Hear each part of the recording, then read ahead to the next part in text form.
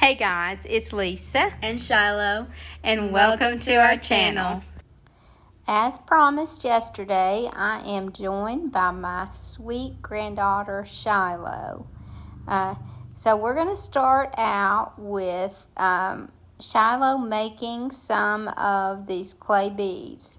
Now, I mentioned in several videos that I had bought some clay that didn't do well in my molds, and it tended to crack with other projects. So one of my viewers suggested making beads, and so that's what we're going to do.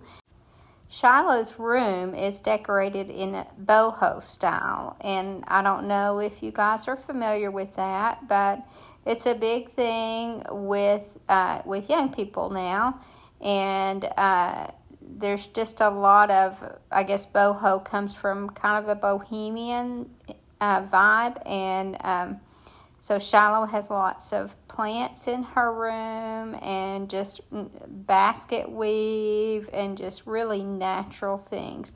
And so I thought these beads would be great. And what I love about these clay beads is you get, and Shiloh's getting them pretty round here, but you'll get some irregular, and that just kind of adds to the look. Now, everything that we make today is going to go in Shiloh's room. And so that's why we'll be personalizing it with colors that will go with what she already has in her room. So now another viewer gave me the idea of painting round objects by pouring a little bit of watered down paint in a baggie, and then just kind of rolling those, in this case beads, around in that paint, and then take them out and put them on a flat surface to dry. And as these dry, I just kind of every now and then roll them around so they don't stick, and they'll get more even coverage. But that was a great tip. It really worked with these, and I like the idea of adding a little bit of water, because if it were thick, it would fill up that little hole, and we would have trouble threading it onto the jute. And now after these have dried, then we're just kind of threading them onto a long piece of jute. You're going to go about 6 inches longer than you want your strand to be. That way you can tie a knot about 3 inches from each end. And then we're going to be adding something to each end, so we need that extra string there.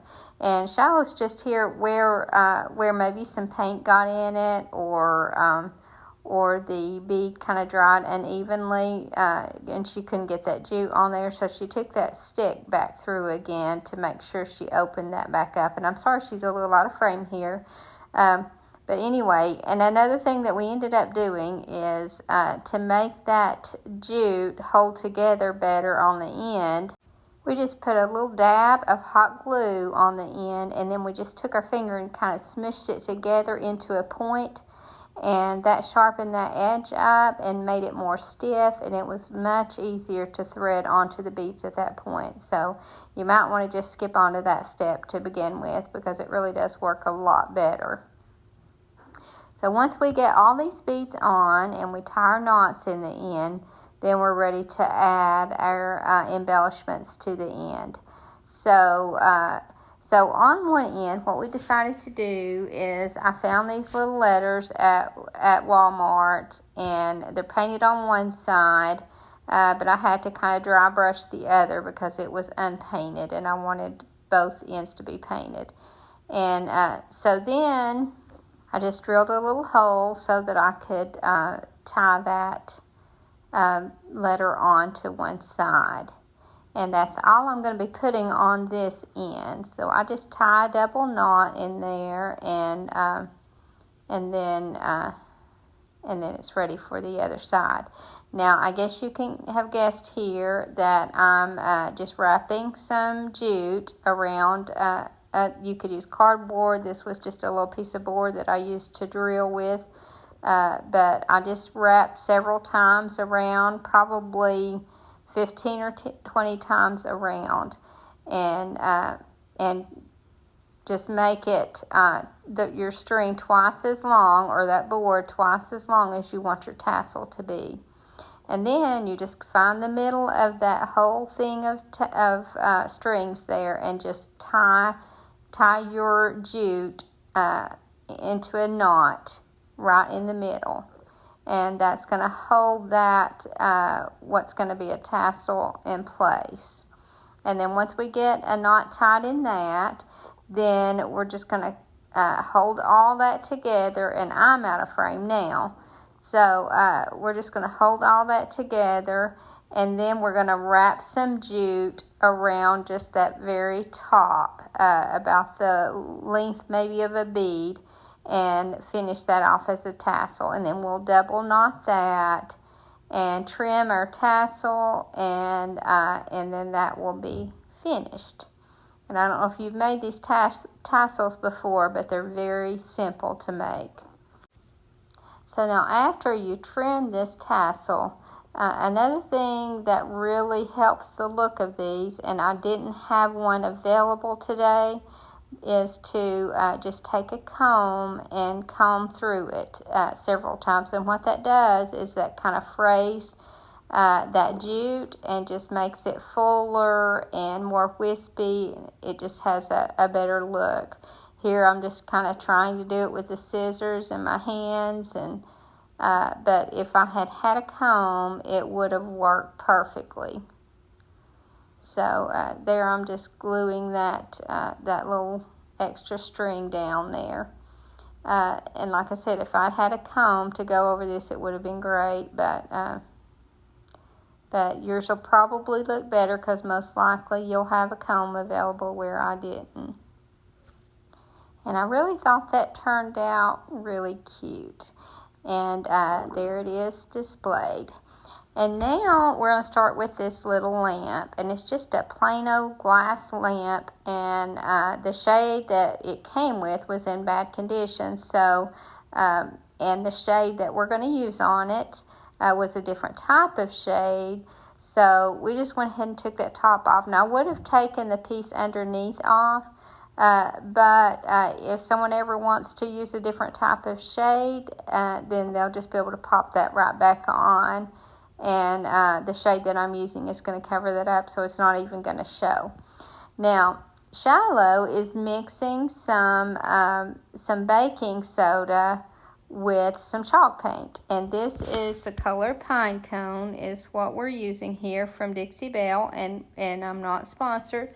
But we're just taking some baking soda here and mixing it into our paint. Now, Dixie Belle has a product that is a texture medium, but I'm just using up this baking soda that I had, and actually we used the last of it in this. But Shiloh is mixing it pretty thick, and it's going to seem like you mix it too thick. But as you stir, it just starts blending in and getting more smoother. But in this case, I'm wanting a lot of texture here. So we're going to go at least half and half, because I'm really wanting the texture on this piece, because that's kind of more of the boho look, is to make it look like homemade pottery. And so I want some texture to show here. As a matter of fact, not only do I do a good thick coat on here, but I let that dry, and today was beautiful, beautiful weather. I'm so thankful for today's weather. And so we sat it outside and let it dry between coats, and ended up putting about 3 to 4 coats on it, just because I wanted to keep building that texture. So now I forgot to mention, I have already cleaned this with alcohol, and then I took it outside and gave it a matte spray paint, a clear coat. I used the Rust-Oleum matte, but any clear coat that you want to use will be fine. It's just that paint doesn't generally like to stick to glass very well, so it always helps to use a base coat of some kind. So now Shiloh is just going to put that paint on, and she's starting out putting it on thin here, because Shiloh is a bit of a perfectionist. But then I instructed her to really lather that on there. So that goes against her grain because she is a very neat painter. But I told her that we wanted, just as long as we keep those strokes going in the same direction, lots of paint is good. And if it doesn't have to look the neatest, because we're building texture. So like I said, just keep those strokes going in the same direction, but we're just going to keep building texture. And like I said, I let this dry, do another coat, let it dry, and do at least one more. And that's totally up to you. If you don't like a lot of texture, that's fine. But I felt like this little lamp needed to look like pottery. And this is what it looked like after the first coat. But again, I put several on here. And now what I'm doing is going over this with a little dry brushing some white paint on here, because I have a specific look here that I'm going for, and it's a haphazard look, but that's actually what I'm going for. So I'm just adding some white, just dry brushing that on. I did decide at first that I wanted to do white on the bottom and more gray on top. I kind of abandoned that idea halfway through it, and I just decided to just kind of start layering some of these colors that she has in her room, but they're all natural stone colors, and just kept layering the colors until I was happy with the look. To me, this is the fun part, because you really can't go wrong. Especially in this case, because I am going for more of a stone look. So as long as you keep that texture going in the same direction, and you don't even have to do that. You can kind of dab it on there and really put the texture on it. But as long as you stick with colors that are in stone, then it's all just going to blend. And it's just a matter of how you blend it. Just keep blending and adding until you get the look that you want. And again, like I said, just like with the texture, I'm kind of building the color. I'm kind of building texture in color. So, because, if you look at stone, it's not an even color. And so I'm just kind of taking this around, and this was where I had started with the gray on the top, and I think about here was where I decided, no, I don't want that two-tone. I just want to keep the whole thing kind of flowing together in the stone look. And just, like I said, just build it until you get what you like. So I just started blending that gray down into the white, and then the white up into the gray. And I was starting to really like how it was turning out. And then once I get this painted, I'm not going to leave it just like this, because then I'm going to still build some more dimension with some waxes. And you wouldn't have to use wax on this. I'm doing it more for color, but you could use just the paint for color. And then when you're all done, you could just kind of clear coat it just like we did to begin with. To make that paint stick, you could just finish it off with another clear coat. But I just, at this point, I was getting happier with how it looked, but I wanted to see what the waxes would do for this. So once I get this painted, then I start going over it with a white wax. And with the waxes, you just kind of put that on and then just kind of rub it off. And I was really happy with the look that I was getting from that white wax. And I had planned on doing a dark wax also, and again I abandoned that idea. I thought it looked good just like it was, and there it was finished. And now this is a little boho wall hanging. So we start out with some pieces of yarn. And I would imagine that these pieces I didn't measure them, but they're probably in the neighborhood of 18 inches long. We cut them quite a bit longer than we wanted, just so that when she was putting these on here, she didn't have to be as careful about getting exactly in the middle, because we're going to be trimming this up when it's all done anyway. And as you can see here, she's just kind of holding the loop at the top behind, and then threading or I guess she's doing this one in the front, and threading the rest of it through. So you just kind of wrap around that with the loop.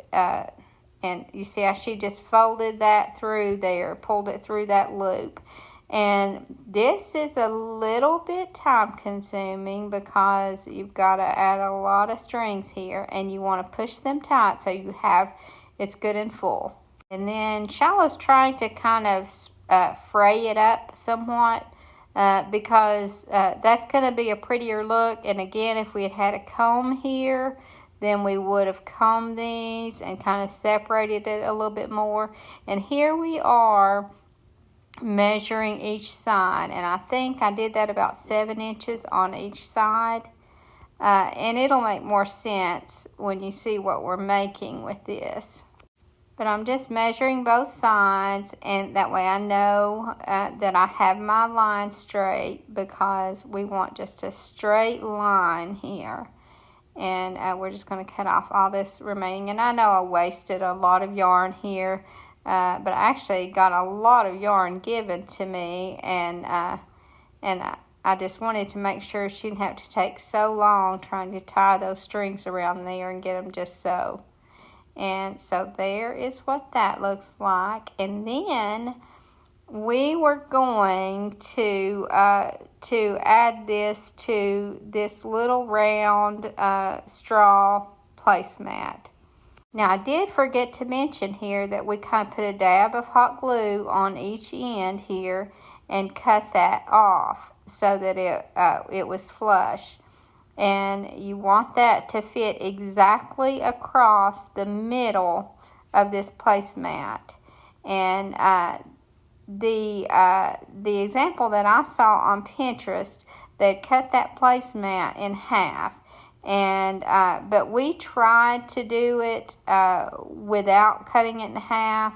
I just didn't like how that looked because that placemat was in the back, and I just didn't feel like it was going to be flush on the wall. I just didn't like how it looked. So we decided to just use a half instead. And if I had my chop saw plugged up, my husband had it put up. If we'd had it available, I would have cut this with a chop saw, but instead I tried to use that little saw blade knife there. And as you can see, I bent it. And Shiloh was very nervous when I was cutting it, but it did work out. I didn't get it, as you can see, I didn't get it exactly straight. But that's okay because we're going to be adding a piece of trim there, so it still worked out. And then we're just adding a line of glue all the way across the top of this skewer stick, and then we're just going to glue that on. And again, it doesn't matter if there's a little bit of that showing because we're going to be covering it with trim. And then we just glue a piece of trim on here, and I'm just using some lace from the Dollar Tree, but any kind of trim that you want to use here will be just fine.